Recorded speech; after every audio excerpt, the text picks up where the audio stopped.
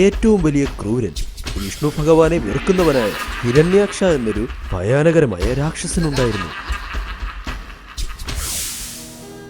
ആ രാക്ഷസൻ ഭൂമിദേവിയെ അപഹരിച്ച് കടലിന്റെ ഉള്ളിൽ ഒളിപ്പിച്ചു വച്ചിരുന്നു.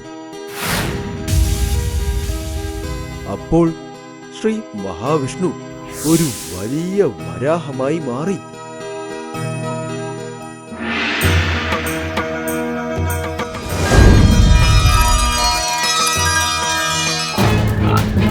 വളരെ പെട്ടെന്ന് തന്നെ ഭൂമിദേവിയെ രക്ഷിക്കാൻ വേണ്ടി സമുദ്രത്തിലേക്ക് ചാടുന്നു.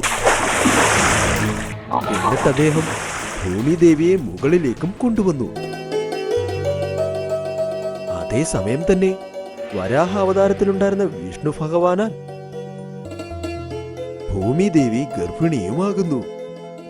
വിഷ്ണു അദ്ദേഹത്തിന്റെ ത്രിതായുഗത്തിൽ രാമന്റെ അവതാരത്തിൽ രാവണനെ വധിച്ച ശേഷം നീ ഒരു കുഞ്ഞിന് ജന്മം നൽകുമെന്ന് ഭൂമിദേവിയോട് പറയുന്നു.